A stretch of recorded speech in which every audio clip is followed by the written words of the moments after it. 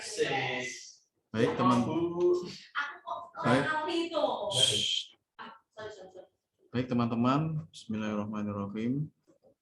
Assalamualaikum warahmatullahi wabarakatuh. Kita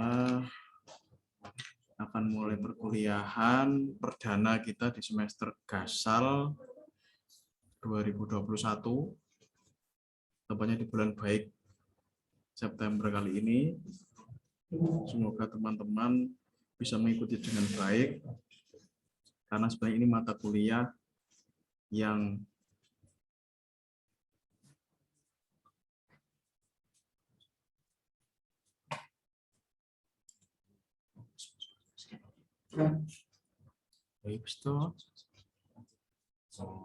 sebelumnya tes suara, apa suara saya terdengar teman-teman?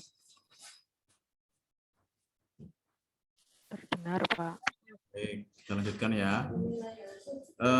Hukum perjanjian ini sebenarnya lebih tepatnya hukum perikatan sebenarnya, karena perjanjian itu adalah bagian dari perikatan. Jadi nanti ada perjanjian itu, nanti ada perikatan, ada perjanjian, kemudian kontrak. Kalau kita tahunya kontrak itu pasti tertulis ya, karena kontrak itu biasanya kontrak kerja, kontrak perkuliahan itu pun juga tertulis, walaupun boleh juga dengan lisan, tetapi memang pada prinsipnya kontrak itu biasanya tertulis. Kemudian kenapa dikatakan hukum perikatan? Karena perjanjian itu adalah dua pihak yang saling mengikatkan diri pada suatu persetujuan tertentu. Misalnya dia bisa lisan, bisa tulisan, bisa dengan akad kontrak, bisa dengan lisan saja enggak apa-apa. Tetapi memang karena kita adalah civil law, walaupun tidak civil law pun yang namanya hukum kontrak atau perjanjian itu memang tunduknya pada hukum perdata. Hukum perdata berbasis pada bukti tertulis, maka akan repot jika kita perjanjian hanya lisan. Ya, termasuk pernikahan itu kan bisa saja cuma lisan.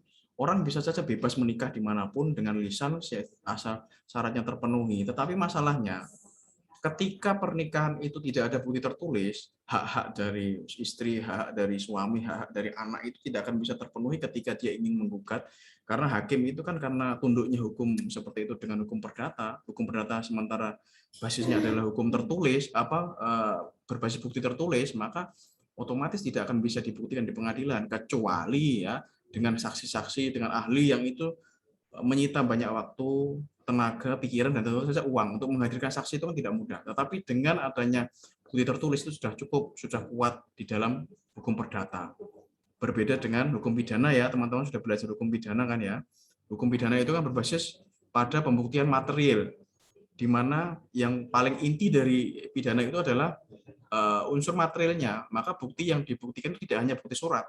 Yang paling penting adalah bukti materialnya.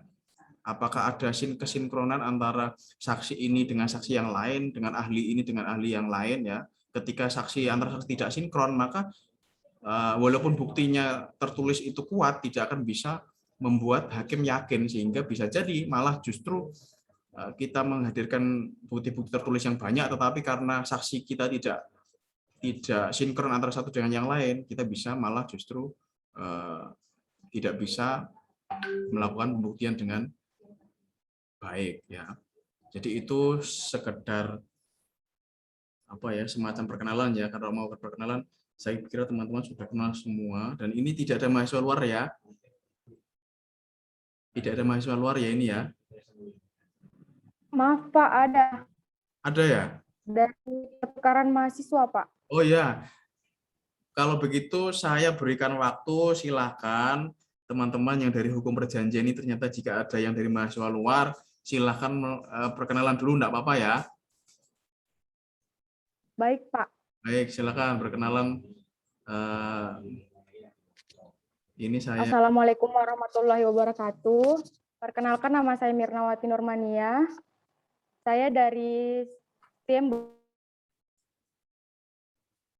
Dari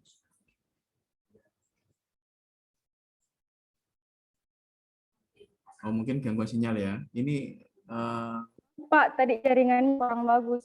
ya enggak apa-apa, diulangi aja enggak apa-apa. Perkenalkan, nama saya Mirnawati Nurmania. Saya dari STIM Bongaya Makassar, Pak. Oh iya.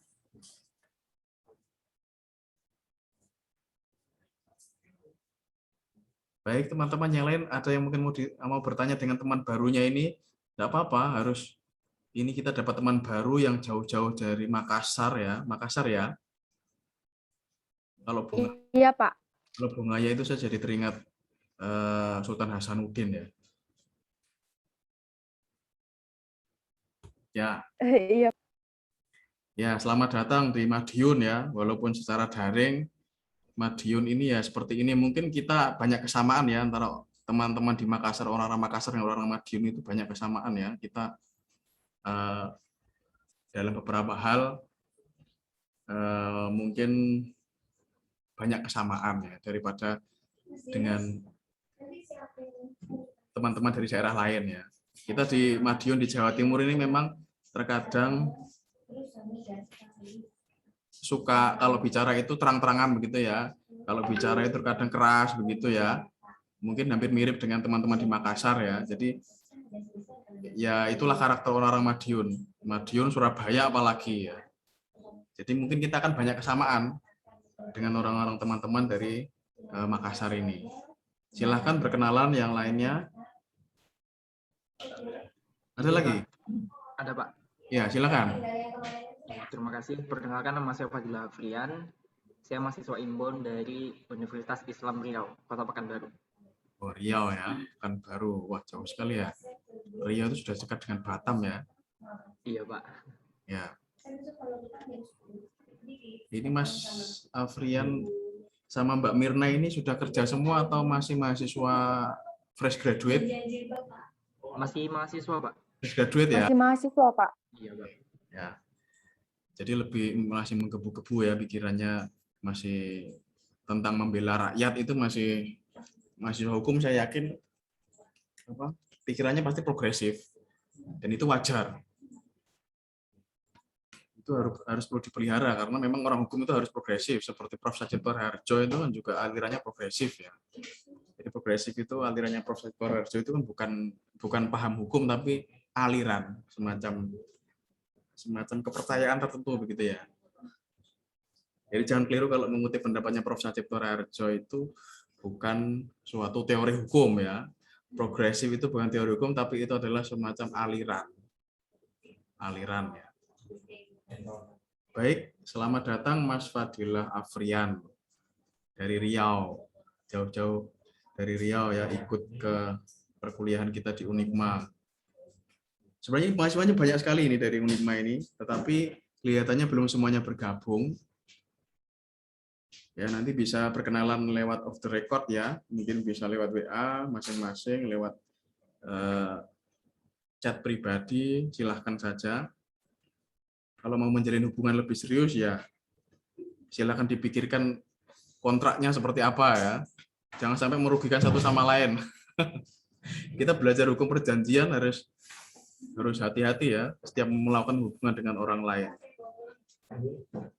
Baik, ada lagi yang dari kampus di luar Unikma?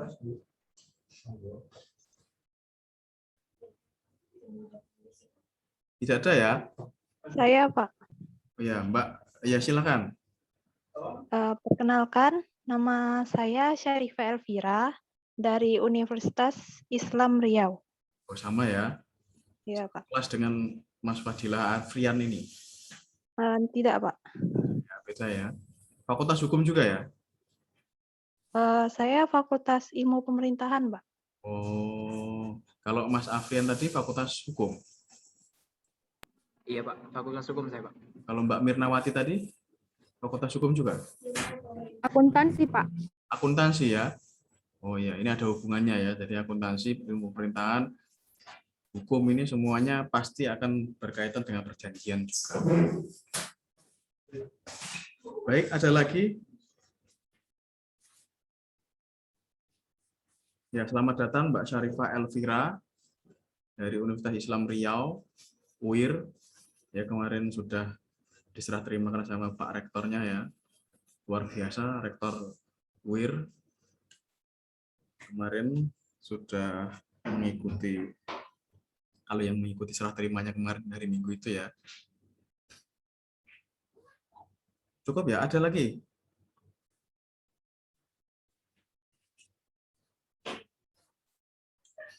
Coba saya cek.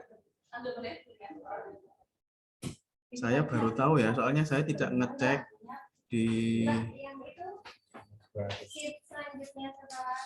Nah, ini berarti perkuliahannya teman-teman yang dari luar ini kemarin lewat Elma atau lewat Spada ya? Materi-materinya. Kayaknya belum ada dikirim materi, Pak. Belum ya? Tapi dari informasi sebelumnya itu kan melalui Elma, Pak. Nah, Tapi saya pribadi belum dapat linknya, dapat link Elmanya itu. itu. Iya, Nah, Pak. itu bisa diakses di Elma ya. Sudah saya share tadi, sudah saya share materinya sebelum perkuliahan ini. Nanti teknisnya coba saya tanyakan kepada yang mengurusi hal tersebut. Ya, karena saya teknisnya itu saya tidak paham ya. Tapi yang jelas sudah saya upload, sudah saya kasih materi di situ. Maaf Pak, maksud saya itu link untuk akses ke itunya Pak, kelas materi downloadnya. Dia kan harus masukin enroll key-nya dulu kan Pak. Nah, tapi kan untuk dapatkan materi perkuliahan Bapak itu harus ada link akses ke kelasnya itu. Nah, itu yang saya belum punya. Atau mungkin dari kawan-kawan yang udah punya akses ke kelasnya bisa dibantu kirimin gitu Pak. Enrollment key-nya tadi sudah saya share ya? Udah Pak, tapi kan link untuk masuk ke materinya itu belum Pak. Link untuk masuk ke Iya, kalau dari tutorial dari YouTube-nya kan ada diinformasikan kalau itu linknya. Soalnya tadi saya lihat teman-teman yang lain sudah bisa masuk ya, yang dari Unipmas sudah bisa masuk semua. Nanti bisa tolong teman-teman yang lain bisa dibantu ya, ini yang dari Unipma, temennya ini Mas Fadilar Afrian ini ada kesulitan mengakses materi di Elma, nanti bisa dibantu ya teman-teman. Iya Pak. Ya, silakan Mbak Faiza atau Atika atau Mas Navin. Baik Pak, ini materinya di-share di grup dulu karena sementara banyak yang belum punya materi gitu Pak. Gimana? Kayak ini kan banyak yang belum punya materi. Kalau saya share di grup dulu gimana materinya? Oh iya, enggak apa-apa. Silakan. Ya Pak. Ya. Ya nanti sambil dibantu ya, nanti caranya akses bagaimana, caranya masuk seperti apa nanti ya sambil dibantu ya teman-teman. Kita harus, ini ada tamu-tamu kita dari luar Unipmas, baik-baiknya kita perlakukan sebaik-baiknya ya, kita bantu semaksimal mungkin ya. Jadi kita di sini teman sampai nanti 1 semester kalau bisa memang bisa terjalin seterusnya ya, bisa dibuat grup itu, nanti ada grup tersendiri lagi mungkin untuk saling bertukar pikiran, karena kita tidak tahu ya, hari ini kita mungkin masih mahasiswa, mungkin besok sudah teman-temannya sudah jadi menteri, ada yang jadi mungkin lawyer handal, atau mungkin jadi jaksa, jadi hakim. Jadi komunikasi ini perlu terus dijalin ya, karena kita pasti akan membutuhkan teman dari luar maupun dari kalangan kita sendiri. Kadang kalau lawyer itu kan kadang juga sidang di luar kota, bahkan di luar pulau kayak ya, itu kan butuh kadang rekomendasi tempat makan, mungkin hotel dan seterusnya. Itu perlu nanti ada teman-teman di sana. Ya enak kalau ini sudah ada teman di Riau, ada teman di Makassar. Kalau teman-teman nanti jadi jaksa, jadi hakim misalnya, pindah tugas kan bisa tinggal kontak temannya di sana. Ya, tinggal saling membantu cari kontrakan atau dari rumah, enak ya. Nah itu salah satu nilai plus dari persaudaraan semacam ini ya. Jadi manfaatkan sebaik-baiknya persahabatan ini, persaudaraan ini, jangan sampai nanti ada salah paham. Kalau bisa terus dibina, teman-teman. Baik, kita lanjutkan. Ada lagi yang dari mahasiswa luar? Sudah cukup ya? 3 ya berarti ya?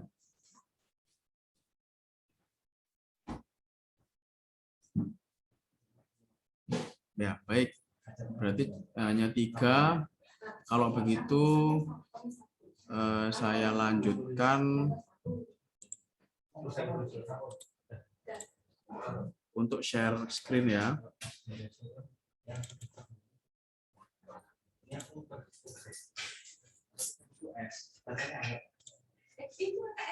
Nah, ini hubungan perikatan, perjanjian, dan kontrak. Ini mungkin saya agak bosenin ya. Saya sudah kenalan ya, sudah kenal saya ya, teman-teman yang dari luar. Sudah lihat profil saya ya kemarin ketika daftar.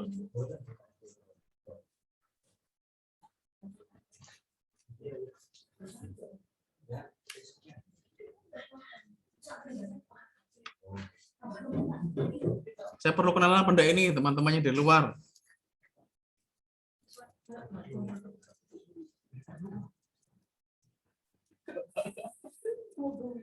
Ya kan waktunya ini juga.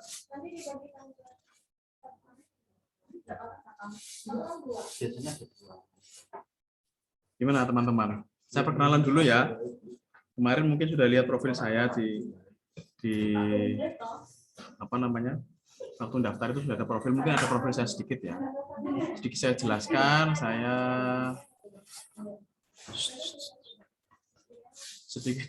sedikit saya jelaskan, saya Sofyan Wimbo, saya dari Fakultas Hukum Unipma, dulu pernah juga menjadi dosen di Universitas Muhammadiyah Ponorogo beberapa tahun, kemudian sekarang di Unipma Universitas PGRI Madiun di Fakultas Hukum. Kemudian saya sehari-hari di luar menjadi pengurus di Peradi juga, menjadi pengurus di Perhimpunan Advokat Indonesia, kemudian juga menjadi pengurus di Asosiasi Advokat Indonesia, menjadi pengurus juga di IKADIN atau Ikatan Advokat Indonesia. Memang cukup banyak aktivitas saya di luar, tapi sebenarnya tidak seperti yang dilihat orang-orang ya. Kemudian saya juga menjadi ketua di Perkumpulan Pengacara Bersatu Indonesia ya sejak tahun 2018. Jadi memang dosen hukum itu memang agak unik ya. Dia kadang juga ada yang jadi notaris, ada yang jadi advokat ya, masih dia bisa ngajar juga ya. Itu berbeda dengan dosen yang di luar. Mungkin dosen lain yang pendidikan itu kan mungkin ya kalau dosen aja. Tapi kalau hukum memang bisa di luar itu dia bisa menjadi pengurus atau menjadi profesi lain di luar dosen. Itu ada beberapa yang kampus yang dapat atau mengizinkan, tetapi memang ada kampus juga yang tidak mengizinkan. Tergantung kontraknya seperti apa ya. Kembali ke kontrak, perikatan dan perjanjian dan kontraknya seperti apa. Termasuk juga jika teman-teman nanti menjadi jaksa itu bisa juga ngajar di kampus, tetapi kan juga lihat juga apakah kampusnya menyetujui atau tidak kan begitu ya.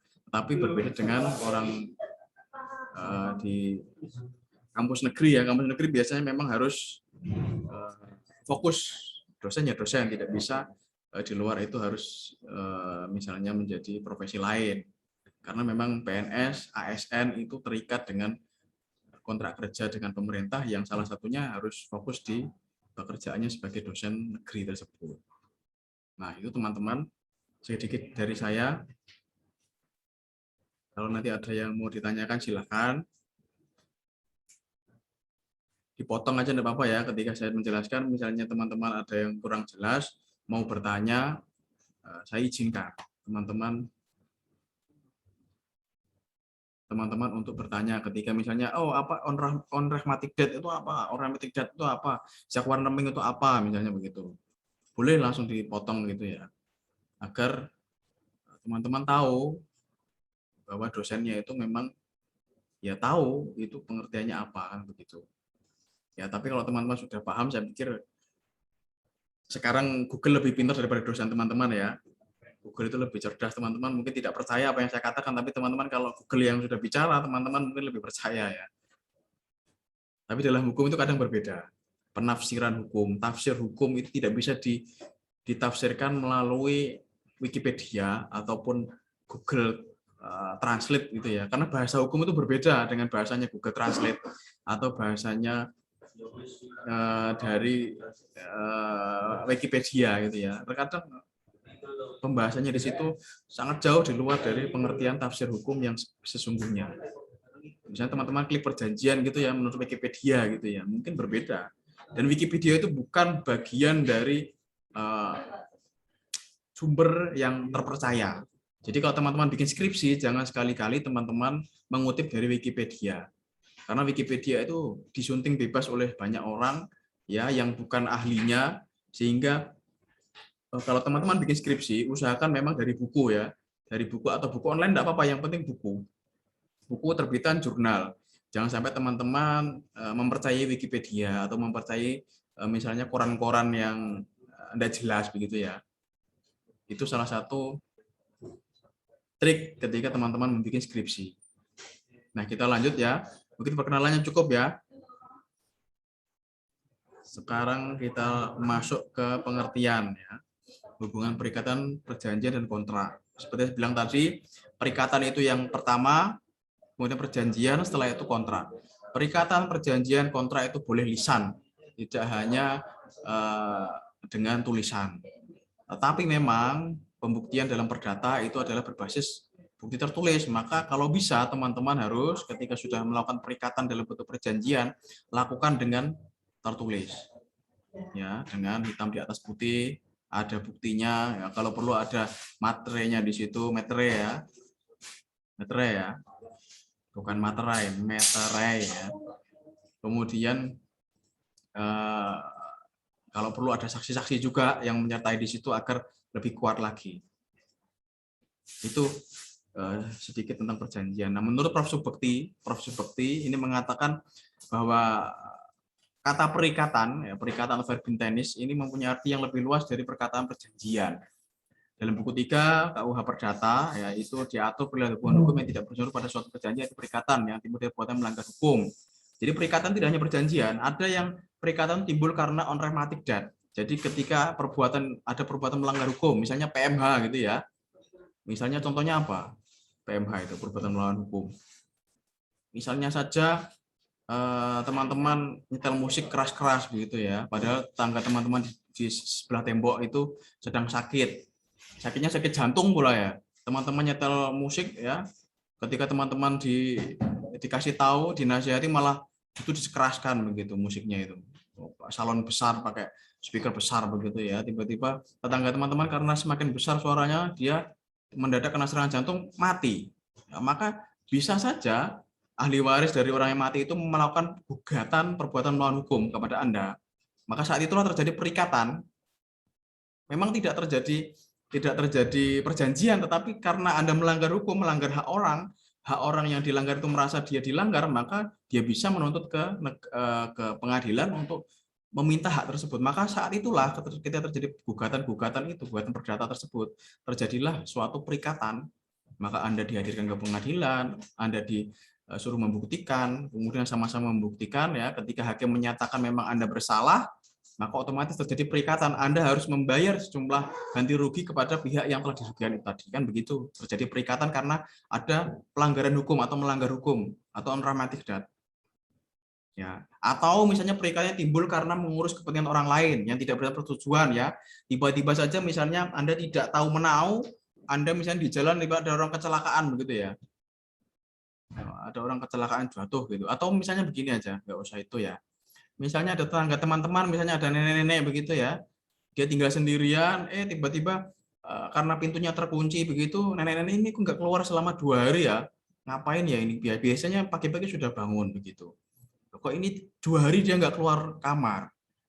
Maka teman-teman sebagai tetangganya dobrak pintu gitu ya. Padahal dobrak pintu itu kan pelanggaran hukum kan, itu nggak boleh kan itu. Harus persetujuan dengan pemilik rumah atau yang punya hak terhadap rumah itu. Kalau teman-teman dobrak rumah masuk pengarangan itu aja nggak boleh. Dalam hukum pidana pun masuk pengarangan orang tanpa izin itu bisa dipidana loh. Ya. Maka teman-teman sebenarnya melanggar hukum ketika teman-teman dobrak pintu, kemudian ternyata menemukan nenek-nenek tersebut ternyata pingsan karena mungkin ternyata sakit karena tidak ada yang memelihara di situ, anak-anaknya mungkin di luar kota semua kerja begitu. Maka saat itulah terjadi zakwarneming, yaitu teman-teman terjadi perikatan karena tidak perlu persetujuan, karena itu menyangkut nyawa orang, hak orang yang perlu Anda tolong sesegera mungkin. Nah, itu namanya zakwarneming.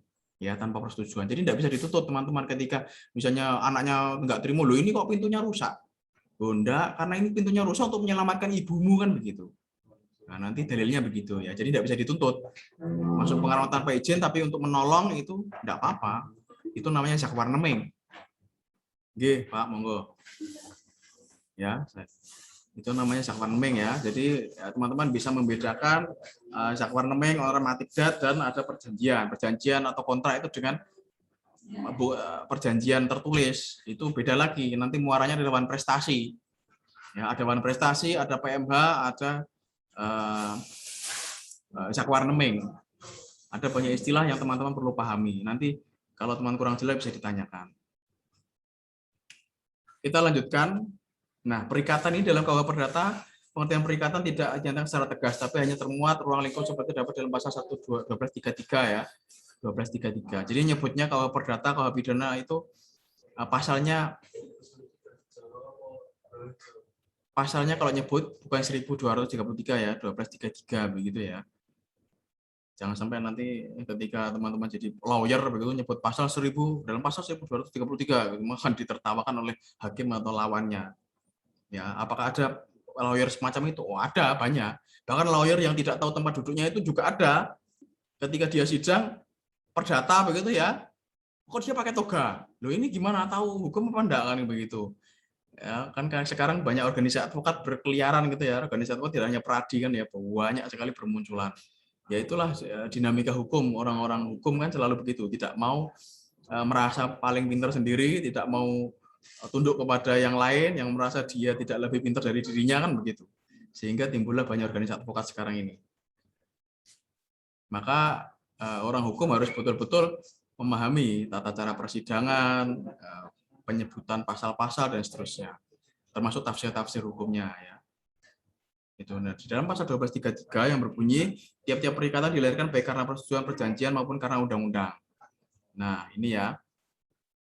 Jadi karena persetujuan perjanjian atau karena undang-undang. Karena undang-undang itu misalnya teman-teman pernikahan itu kan ada undang-undangnya toh, teman-teman. Kalau nikah itu enggak bisa sekedar perjanjian tok, misalnya salaman, oh ya saya setuju ini anakku, kamu tak serahkan ke kamu gitu ya. Walaupun dengan di depan tokoh agama enggak bisa. Karena memang harus ada itu diatur undang-undang nomor 1 tahun 74 ya tentang perkawinan. Maka harus tunduk dengan undang-undang itu. Mau tidak mau, ya itu terjadi perikatan karena undang-undang. Ya. Umumnya orang itu kan kalau sudah berumur, sudah sesuai sudah sekian umurnya sekian kan menikah kan begitu ya. Nah, itu terjadi perikatan karena undang-undang. Atau karena persetujuan atau perjanjian, misalnya orang-orang yang ingin berbisnis gitu ya, dia melakukan perjanjian antara si A dengan si B. Terserah. Undang-undang itu tidak mengatur secara spesifik seperti apa harus perjanjian itu harus seperti apa enggak. Ya, hanya saja memang perjanjian yang tidak di depan notaris itu memang kekuatannya adalah kekuatannya di bawah tangan namanya. Kekuatan perjanjian di bawah tangan, bukan di bawah tangan artinya di bawah begini ya, bukan. Di bawah tangan itu artinya tidak di depan pejabat yang berwenang. Misalnya teman-teman melakukan perjanjian di depan Pak Lurah begitu atau Pak Kades begitu ya, itu namanya tetap di bawah tangan. Atau melakukan perjanjian di depan polisi, di depan jaksa itu tetap di bawah tangan. Nah, perjanjian yang kuat atau yang paling tinggi tingkatannya itu adalah perjanjian di depan notaris dalam bentuk akta. Itu perjanjian yang sudah kuat, mengikat kedua belah pihak. Tidak bisa diingkari lagi. Ya, kecuali jika memang di situ dalam perjanjian itu mungkin ada semacam tipu muslihat, ada tidak ada itikat baik misalnya, ada misalnya unsur-unsur pidana, pemaksaan itu bisa dibatalkan perjanjian itu walaupun di depan notaris sekalipun. Kalau memang yang merasa dirugikan itu bisa membuktikan bahwa saya ketika tekan perjanjian itu dalam keadaan terpaksa, dalam keadaan misalnya anak saya diculik, saya suruh tanda tangan dan seterusnya, boleh itu bisa dibatalkan, bisa digugat ke pengadilan untuk dibatalkan. Ya, apapun itu, termasuk sertifikat tanah itu ya. Apabila peralihan hak sertifikat tanah itu memang dari alas hak yang tidak benar, ya misalnya dari penipuan, misalnya nipu nenek-nenek yang misalnya hidup sendirian, sertifikatnya kemudian dialihnamakan tanpa tahu ahli warisnya, itu bisa digugat. Ya, tidak mesti teman-teman pegang sertifikat itu pasti itu suatu alas hak yang mutlak. Teman-teman kalau misalnya memang ada sertifikatnya berpindah kepemilikan tanpa teman-teman tahu, bisa melakukan gugatan. Ya. Itu ya. Kemudian menurut Prof. Sudiman Karto Hadi Projo, SH, ini orang Jawa ya ini pastinya. Nama Sudiman Kartohadiprojo ini pasti orang Jawa. Jadi nama-nama seperti ini ya. Ini ahli hukum juga ya dalam bukunya yang berjudul Pengantar Tata Hukum di Indonesia bagian 1 pada halaman 97 ini menggunakan istilah hukum pengikatan. Jadi beliau itu unik ya, dia hukum perikatan itu diterjemahkan beliau sebagai hukum pengikatan. Ya sah-sah saja, karena ahli itu ya, itu boleh memberikan suatu tafsir hukum, memberikan suatu pendapat hukum itu sah-sah saja. Dalam sebuah buku, kemudian itu diadopsi oleh hakim menjadi pendapat hukum, maka itu menjadi hukum. Misalnya saya ya berpendapat bahwa hukum perikatan adalah pengertiannya ini harusnya. Kemudian pengertian itu diadopsi oleh hakim ketika memutus suatu perkara dan itu menjadi inkrah van geweest atau sudah berkekuatan hukum tetap ya, maka itu otomatis itu menjadi hukum, bisa dipakai oleh orang lain untuk membuktikan bahwa oh, ini loh dalilnya begitu ya. Itu namanya pendapat ahli. Pendapat ahli itu bisa menjadi hukum. Namanya doktrin ya. Doktrin itu pendapat para ahli. Ahli di bidangnya tentunya ya. Ekonomi ya ahli ekonomi, doktrin ahli ekonomi. Doktrin ahli hukum itu menjadi hukum. Di dalam civil law, di dalam common law pun juga seperti itu. Kemudian menurut beliau, hukum pengikatan ialah semua kaidah hukum yang mengatur hak dan kewajiban seorang yang bersumber pada tindakannya dalam lingkungan hukum kekayaan. Nah, ini beliau agak melebar ya. Jadi beliau hanya mengatakan hukum pengikatan atau kalau disebut Prof. Subekti itu hukum perikatan, itu hanya di dalam lingkungan hukum kekayaan atau harta benda. Ya, bisa misalnya uang, bisa misalnya tanah, bisa misalnya prestasi tertentu, itu namanya hukum kekayaan. Jadi kalau orang wan prestasi itu kan yang satunya prestasi yang harusnya diberikan itu tidak diberikan, itu namanya wan prestasi. Wan prestasi itu pasti bersumber dari perjanjian. Nah, menurut Prof. Master Dr. H.F. Volmar, itu dari isinya ternyata perikatan itu ada selama seorang itu ya harus melakukan suatu prestasi yang mungkin dapat dipaksakan terhadap kreditur kalau perlu dengan bantuan hakim. Nah, ditambahi lagi oleh H.F. Volmar ini bahwa untuk mematuhi isi prestasi dari suatu perjanjian itu bisa dipaksakan dengan cara apabila kreditur itu merasa debiturnya itu wan prestasi, dia tidak mau memenuhi kewajibannya, bisa dia melakukan gugatan ke pengadilan perdata tentunya ya, pengadilan perdata yang sesuai dengan ruang lingkup gugatannya. Kalau hak waris, hak tanah tentang di antara orang Islam tentu saja di pengadilan agama. Kalau misalnya tentang utang piutang ekonomi syariah itu juga di peradilan agama. Tapi kalau misalnya di bank-bank umum, nanti gugatannya di pengadilan negeri ya. Itu harus bisa membedakan ya teman-teman. Jadi kalau jadi lawyer itu enak. Ketika dapat sengketa ekonomi syariah misalnya antara bank syariah dengan nasabahnya, maka muaranya bukan ke PN tetapi ke PA, pengadilan agama ya. Kemudian kalau misalnya ranahnya sengketa itu adalah bank umum ya, maka ya ke pengadilan negeri. Itu misalnya kalau dalam ranah utang piutang yang melibatkan bank. Kemudian jika merujuk pada beberapa pengertian di atas, maka dapat dikatakan bahwa perikatan dalam ilmu pengetahuan perdata adalah hubungan hukum yang terjadi di antara dua orang atau lebih yang terletak di dalam melakukan harta kekayaan, manakala pihak satu berhak atas berarti dan pihak lainnya wajib menikmati itu. Nah, kalau diambil dari pengertian semua ahli hukum tadi, maka pengertian perikatan atau perjanjian itu adalah hubungan hukum yang terjadi di antara dua orang atau lebih yang terletak di dalam melakukan harta kekayaan, manakala yang satu berhak atas prestasi dan yang pihak lainnya berhak memenuhi prestasi. Misalnya teman-teman sebagai penjual HP, ada yang beli HP. Maka teman-teman ketika uangnya sudah dikasih, yang jual itu harus ngasih HP-nya. Ketika uang sudah dikasih ternyata HP-nya tidak dikirim-kirim, maka teman-teman berarti telah dilanggar haknya, artinya prestasinya telah dilanggar, maka teman-teman bisa mengajukan wan prestasi. Gugatan wan prestasi karena barangnya tidak diberikan. Termasuk juga wan prestasi ini kalau misalnya hal semacam itu bisa juga muaranya ke penipuan, penggelapan juga bisa. Ya, jadi hati-hati. Tidak hanya kita misalnya dalam hal utang piutang, misalnya dalam hal jual beli itu hanya dalam hal terbatas hukum perdata. Ketika kita melanggar salah satu syarat atau unsur itu ternyata ada unsur-unsurnya pidana, misalnya teman-teman sengaja, ada misalnya orang yang sengaja pembeli online, sekarang musimnya online ya, teman-teman terkadang beli sudah ngerasar uangnya, ternyata barangnya tidak dikirim. Nah, itu tidak hanya prestasi, itu bisa menjadi penipuan juga penggelapan juga. Ya, makanya kalau jadi lawyer, teman-teman jadi lawyer itu biasakan untuk jika menggugat orang dalam hal penipuan itu biasanya sandingkan dengan penggelapan sekalian, agar nanti dicarikan dalilnya oleh majelis hakim itu yang mau dipakai yang mana. Karena penipuan penggelapan itu mirip sekali ya. Kemudian jika merujuk pada beberapa pengertian di atas, maka dapat sudah ya. Nah, perjanjian menurut bukti adalah suatu peristiwa manakala seorang berjanji kepada orang lain atau ketika dua orang itu saling berjanji untuk melakukan suatu hal. Ya, sedangkan menurut pasal 13 KUH Perdata, perjanjian adalah suatu perbuatan ketika satu orang atau lebih mengikatkan dirinya terhadap satu orang lain atau lebih, ya, dengan hukum perikatan yang merupakan suatu hubungan hukum. Nah, bedanya dengan perikatan apa? Kalau perjanjian itu adalah hubungan hukum, kalau perikatan perikatan adalah hubungan hukum, kalau perjanjian adalah perbuatan hukum. Nah, perikatan itu kan hubungan hukum. Ketika seorang misalnya mendobrak pintu, nenek-nenek lihat nenek pingsan itu tadi, ternyata dia terpaksa mendobrak pintu untuk menolong nenek itu tadi, itu terjadi hubungan hukum yang kemudian terikat pada hukum perikatan, sehingga dia tidak bisa dipidana karena dia memang melakukan suatu tindakan yang namanya zakwarneming. Nah, sementara yang namanya perjanjian itu adalah perbuatan hukum.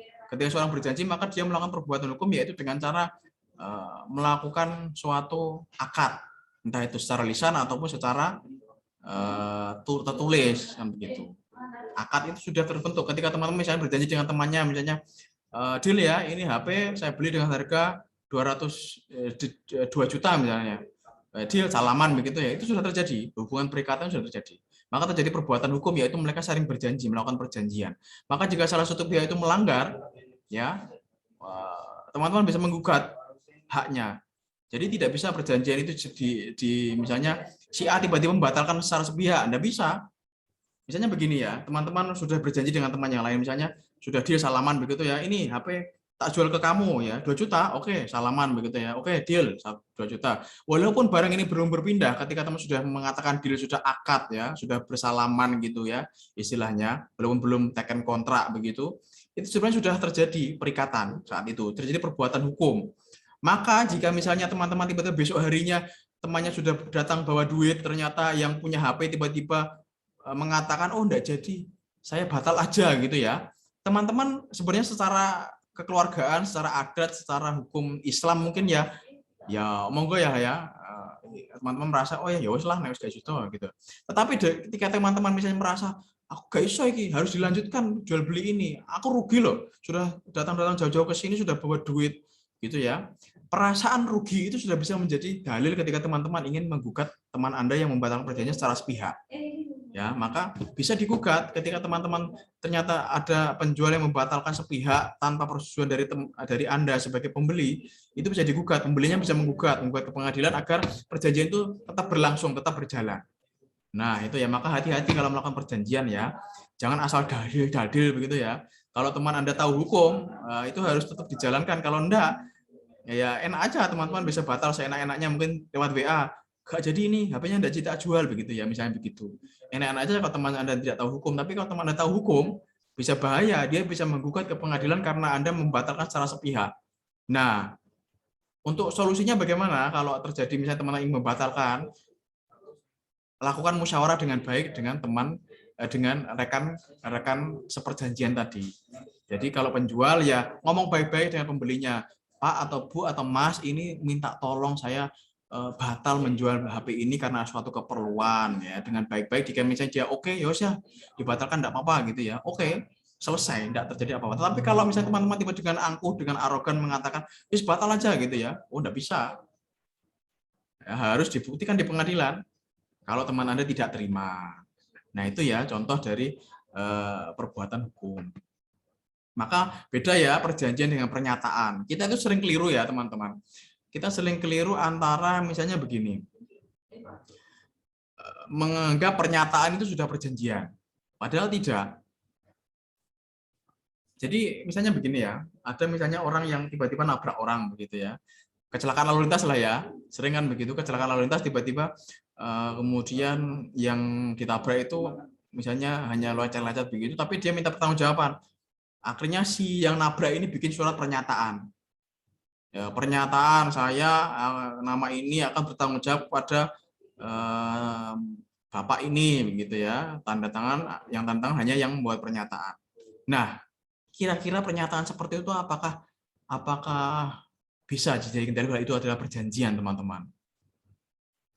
Ya, mungkin ada yang sudah sering bikin pernyataan, atau misalnya karena ada mahasiswa yang nakal begitu, pernyataan tidak akan mengulangi lagi begitu ya.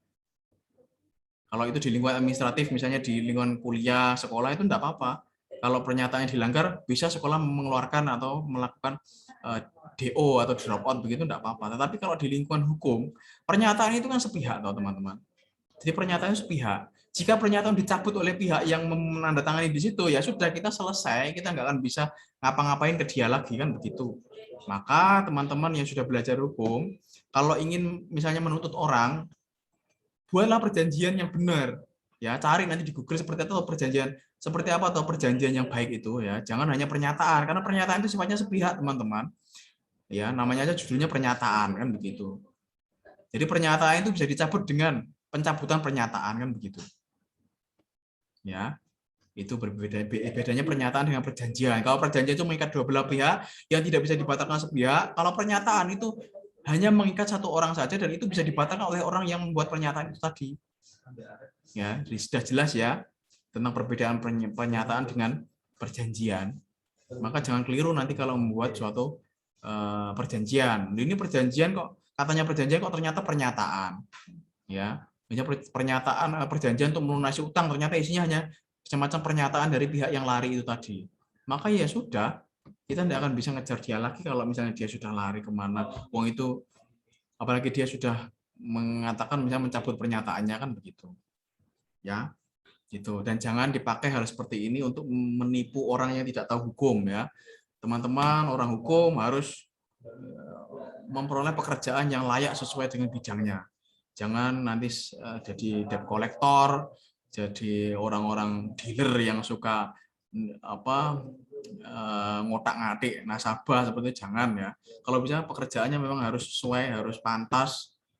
Ya, setidaknya jadi dosen itu ya, atau jadi pengajar itu lebih mulia daripada teman-teman bekerja sebagai leasing atau bekerja sebagai debt collector, apalagi mata elang yang suka nyanggung di pinggir-pinggir jalan nyari. Jangan sampai begitu ya. Itu nyusahin masyarakat. Ya, kita cari pekerjaan lain lah ya yang lebih. Misal jadi guru ngaji itu lebih pantas daripada teman-teman sarjana hukum tapi lebih memilih di lapangan semacam itu.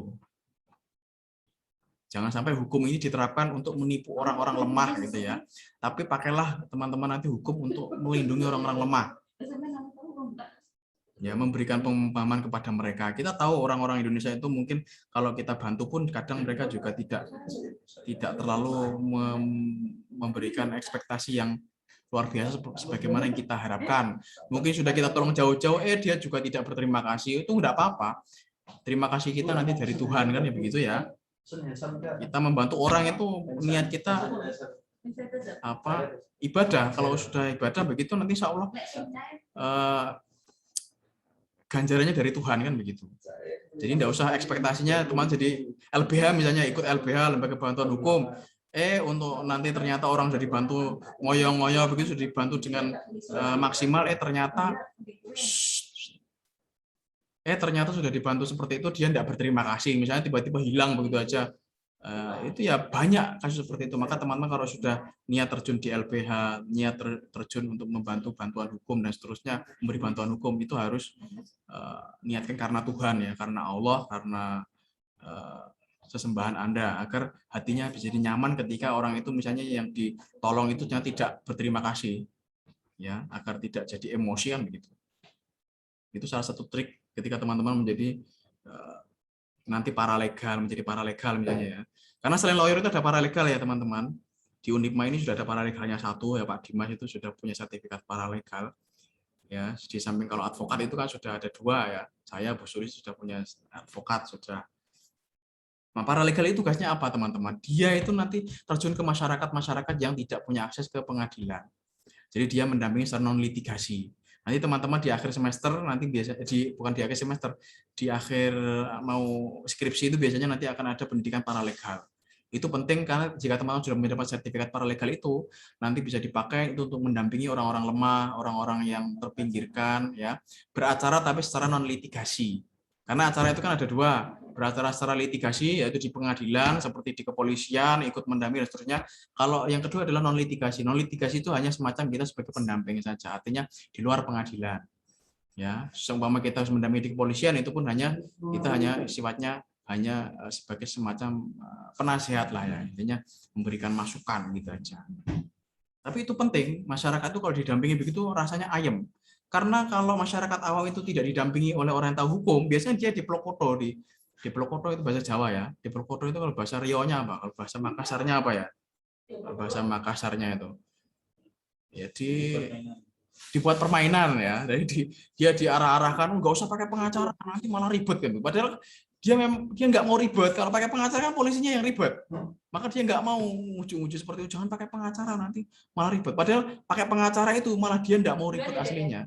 Karena kalau pakai pengacara itu artinya semua bisa terbuka, yang adil menjadi kelihatan gitu ya. Yang biasanya kan kadang ada pungutan-pungutan yang nggak jelas begitu. Kadang mungkin ada oknum yang memanfaatkan memancing di air keruh gitu ya. Maka itulah pentingnya ada pendamping hukum, entah itu paralegal ataupun seorang pengacara atau advokat. Ya, termasuk juga mahasiswa hukum, teman-teman sudah bisa.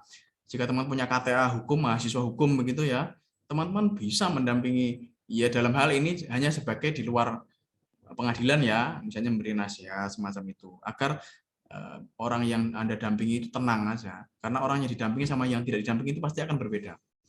Cukup dia diajak ngobrol, Anda nasihati secara hukum itu aja dia sudah tenang pikirannya. Karena orang yang bermasalah dengan hukum itu pasti akan kemerungsung. Kemerungsung bahasa Jawa lagi ya. Kemerungsung itu kalau bahasa Makassar Riau-nya apa ya? Kemerungsung. Terburu-buru ya, tergesa-gesa gitu. Panik gitu lah ya.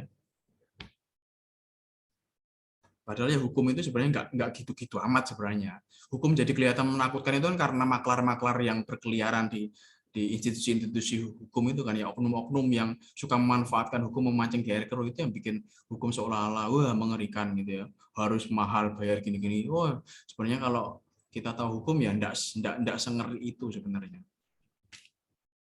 Nah, hubungan perikatan dan perjanjian, teman-teman, bisa dibaca sendiri ya. Hubungan perjanjian adalah bahwa perjanjian menimbulkan perikatan.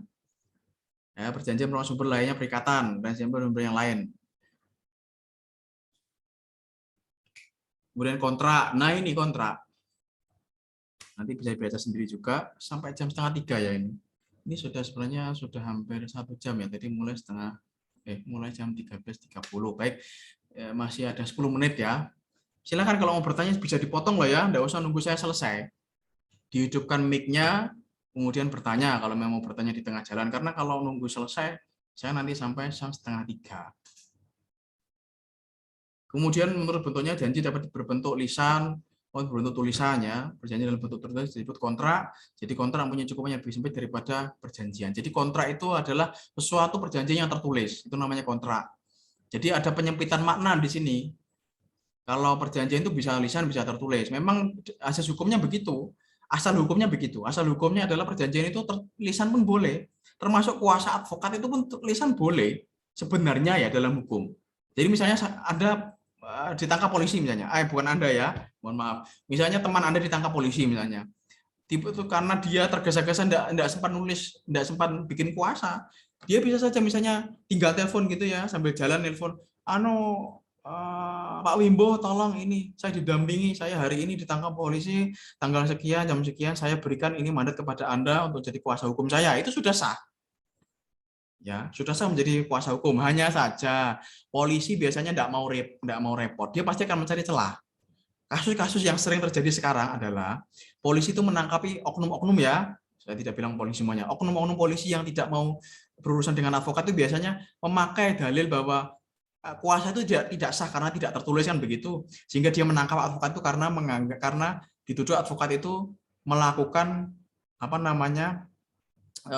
penipuan gitu ya. Jadi dia memakai martabat palsu mengaku sebagai kuasa padahal dia tidak bisa membuktikan diri memberikan kuasa tertulis.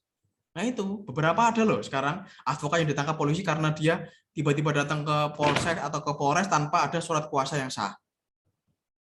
Nah itu hati-hati. Makanya kalau teman-teman misalnya telepon seperti itu koordinasi dulu dengan kepolisiannya. Ya baik-baik untuk menemui langsung pihak yang di penjara itu, kemudian minta tanda tangannya langsung. Buatkan kuasanya lalu mintakan tanda tangan di penjara atau di tempat tahanan itu di rutan itu tadi ya. Itu cari amannya begitu. Walaupun memang secara keilmuan perjanjian, kontrak termasuk kuasa itu bisa secara lisan, tetapi kita harus hati-hati karena musuh kita adalah oknum-oknum penegak hukum yang mereka memanfaatkan ya seperti bilang tadi ya, oknum-oknum itu suka memancing di air keruh. Mereka nggak peduli keilmuan. Yang penting mereka itu kamu nggak usah ikut-ikut kan begitu. Itu yang kadang kita agak serba ya gimana nggak emosi ya. Terkadang kita menghadapi orang-orang seperti itu yang keilmuannya jauh di bawah kita, tetapi dia ngototnya karena dia pegang hukum, pegang penyidikan tingkat pertama kan dia ya. Mau ngapa-ngapain kan terserah dia. Makanya kalau Anda tidak terima dengan perlakuan polisi ketika misalnya ada penangkapan, ada penahanan, gugat pra peradilan. Nah itu solusi. Gugat pra peradilan.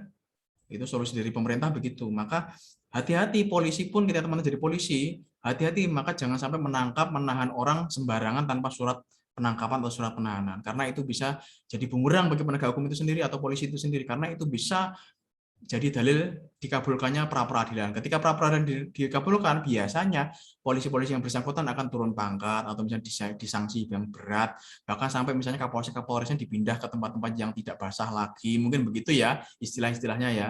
Oknum-oknumnya akan merasakan penderitaan semacam itu. Maka biasanya kapolres, kapolsek itu kalau ada problem mereka takutnya setengah mati ya.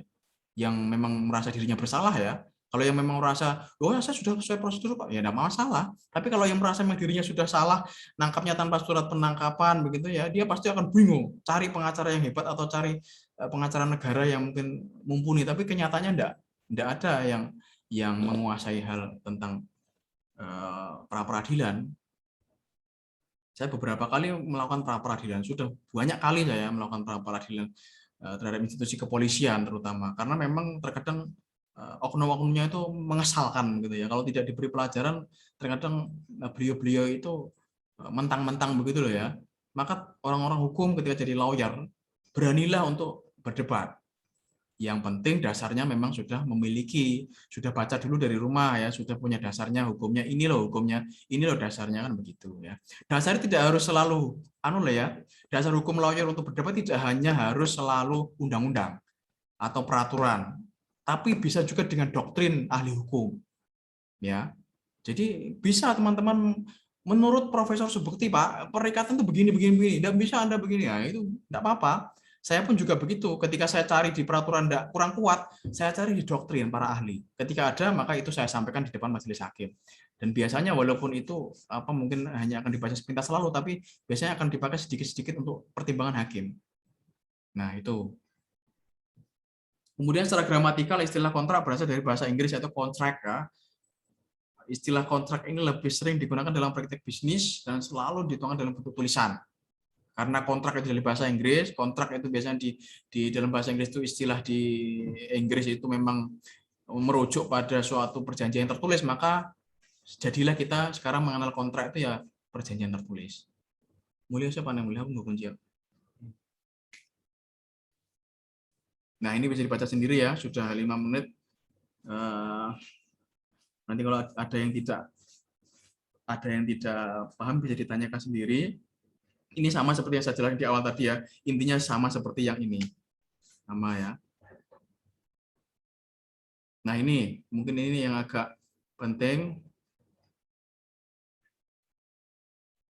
Perikatan bersifat umum dan abstrak, sedangkan perjanjian bersifat konkret dan nyata. Perikatan hanya dapat dibayangkan atau dibikin dalam alam pikiran, sementara perjanjian adalah nyata dan dapat dibaca. Ini salah satu pendapat hukum dari pengertian dari perbedaan perikatan atau perjanjian. Teman-teman bisa memperoleh pengertian sendiri, boleh. Yang penting memang berdasar keilmuan. Ya, suatu saat teman-teman jadi dosen misalnya, oh perbedaannya itu harusnya kurang, harusnya ini. Enggak apa-apa, hukum itu dinamis. Tidak selalu teman-teman harus mematuhi doktrin para ahli harus ini, tidak. Banyak doktrin ahli yang lain yang bisa dipakai rujukan kan begitu. Hal yang harus diperhatikan dalam perjanjian adalah perjanjian itu adalah tertulis dalam kontrak ya, maksudnya ini tertulis, detail dan etikat baik. Jadi kalau perjanjian itu dibuat dengan tidak etikat baik atau dengan etikat buruk, maka perjanjian itu bisa batal demi hukum. Misalnya begini, apakah ada perjanjian dengan tidak etikat baik? Oh ada.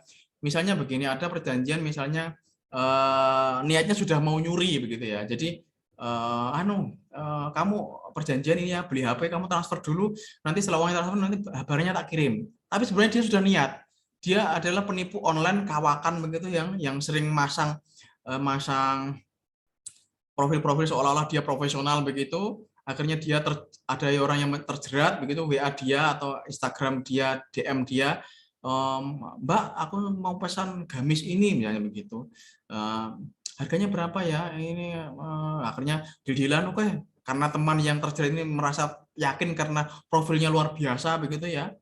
Akhirnya sudah lagi transfer begitu. Ternyata setelah ditransfer dia penipu online, yang nggak ditransfer, yang nggak dikirim barangnya, malah dia tiba-tiba memblokir orang tersebut. Nah itu namanya tidak etikat baik. Maka batal demi hukum dan bisa dituntut. Itu tidak hanya penipuan atau tidak hanya perdata, tapi bisa penipuan, bisa penggelapan, bisa ITE juga. ITE itu hukumannya kan lebih tinggi ya, bisa sampai 7 tahun. Nah itu teman-teman. Maka teman-teman hati-hati, jangan gampang percaya dengan misalnya teman yang baru dikenal begitu ya. Harus ditelusuri dengan baik. Ya, termasuk menikah itu juga harus ditelusuri dengan baik. Siapa teman dekatnya begitu ya. Jangan hanya asal cantik, asal ganteng, tampan, profilnya luar biasa begitu ya. Termasuk teman-teman jangan sampai nanti gampang ketipu di WA, kan sering ya sekarang misalnya ada dosennya tiba-tiba WA, tolong saya butuh uang transferan, saya lagi di luar begitu ya. Ternyata HP-nya dosennya lagi dibajakan begitu. Hati-hati, jangan langsung percaya gitu ya. Cek dulu ke orang lain atau ke temennya. Apakah betul Bapak ini kok minta uang? Kan ya nggak mungkin, misalnya saya WA salah satu mahasiswa di sini kan nggak mungkin ya saya minta bantuan uang begitu kan, ya nggak mungkin sekali. Ya, maka ya aneh, misalnya ada dosen tiba-tiba minta bantuan, apa saya itu kurang teman kan begitu. Ya, sampai mahasiswa tak minta duit itu kan nggak mungkin. Maka teman-teman orang hukum atau orang ekonomi, orang akuntansi, ini ilmu pemerintahan juga ini harus cerdas. Mahasiswa semuanya lah ya. Jadi mahasiswa itu harus cerdas, jangan sampai gampang percaya, teliti dulu. Teliti, telusuri gitu ya. Penyelidikan, diselidiki ya. Setelah diselidiki kemudian berilah baru berkesimpulan kan begitu. Maka hati-hati dengan penipuan online, itu banyak sekali sekarang. Ya. Kemudian teman-teman, nah selesai ya teman-teman. Silakan kalau ada pertanyaan. Ini sebentar ya saya. Nah, ini yang hadir. Ada berapa ini? Ini sudah ditunjuk ketuanya. Silakan ditunjuk ketuanya ya. Demokrasi saja silakan, mau ditunjuk siapa, mau pemilihan umum atau mau lewat online atau lewat apa, yang jelas setiap perkumpulan itu harus ada ketuanya. Itu berkah. Insya Allah nanti bisa terpimpin, itu bagus. Daripada nanti saling yang satu dengan yang lain jalan sendiri-sendiri, itu tidak bagus. Ya, harus dibiasakan teman-teman hidup terpimpin. Ya, kalau misalnya sedang jalan-jalan pun, misalnya jalan jauh gitu, touring begitu kan harus ada pemimpinnya juga. Tunjuk pemimpin satu orang gitu ya.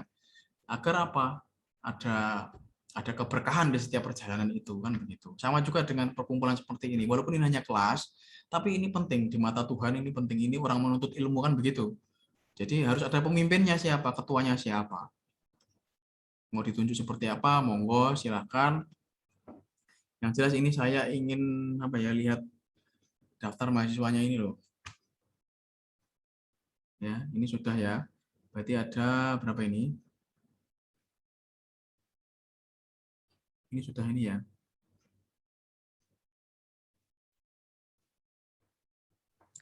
Pak mau bertanya, Pak. Ya, Mbak Atikah ya, silakan. Kalau surat keputusan itu gimana, Pak? Apa kekuatan hukumnya sama kayak surat perjanjian? Kalau ada penyimpangan klausul dalam surat keputusan itu, apa bisa disebut dewan prestasi gitu? Oh ya, baik. Baik sekali. Mungkin SK yang dimaksud mungkin SK kepegawaian ya, mungkin ya, SK mungkin jadi PNS atau apa gitu ya. Ya, Pak. Ya, Jadi SK itu ya sama juga, SK itu gugatnya beda. Kalau SK dalam hal ini kepegawaian atau pemerintahan itu gugatnya di PT-UN, Pengadilan Tata Usaha Negara, karena itu berkaitan dengan kebijakan. Kebijakan itu muaranya nanti ke Pengadilan Tata Usaha Negara atau PT-UN. Gugatannya sama, mirip gugatan perdata, hanya saja nanti muaranya adalah ke PT-UN, bukan ke Pengadilan Negeri. Ya, kecuali jika misalnya teman-teman inginnya begini. PT-UN-nya itu kan intinya adalah agar perjanjian itu SK itu diperbaiki atau dibatalkan atau dibuat SK baru kan begitu.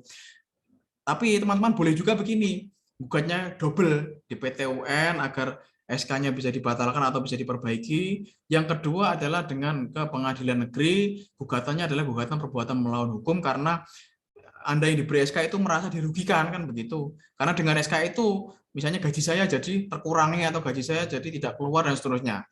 Itu kan kerugian kerugian material ya itu. Maka itu bisa kerugian imaterial ya, maaf ya, kerugian material itu maaf ya.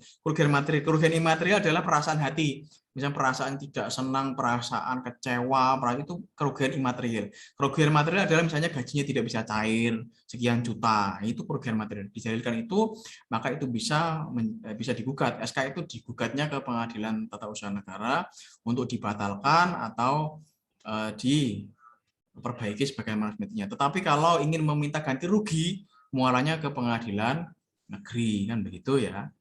Begitu ya Mbak Atika. Baik, Pak. Berarti tidak bisa disebut wan prestasi gitu ya? Enggak, itu adalah produk kebijakan. Kalau wan prestasi itu dari perjanjian. Perjanjian itu kan kontrak kan ada dua belah pihak, si A, si B, tanda tangan di situ semuanya. Ketika si A, si B ini ada salah satu si A yang dirugikan, nah itu namanya wan prestasi. Kalau SK kan cuma ditandai satu orang toh, misalnya kepala kepegawaian begitu, atau misalnya kepala sekolah kan begitu toh. Nah itu namanya SK. Kalau SK itu tidak wan prestasi, tetapi SK itu ya semacam ada mungkin kesalahan ketik atau mungkin kalau dia misalnya dimusyawarahkan dengan baik, misalnya Pak ini SK-nya salah, tolong diperbaiki. Ternyata dia, oh enggak, itu sudah benar ya begitu. Anda merasa ini masih salah dan dia dimusyawarahkan baik-baik ternyata tidak ketemu satu sama lain, ya sudah gugat ke Pengadilan Tata Usaha Negara. Karena itu adalah produk kebijakan. Produk kebijakan mulai dari kepala desa sampai bupati, wali kota, gubernur, presiden itu adalah muaranya ke PT-UN. Ya, itu kalau ingin dibatalkan SK-nya. Tetapi kalau teman-teman juga ingin merasa diganti rugi karena merasa ini karena penerbitan SK ini saya terugikan secara material dan imaterial, maka gugat juga ke Pengadilan Negeri. Boleh dua-duanya, terserah. Yang penting dalilnya kuat dan sesuai dasar hukumnya. Ya, begitu ya. Baik, Pak. Terima kasih, Pak. Baik. Ada lagi mungkin?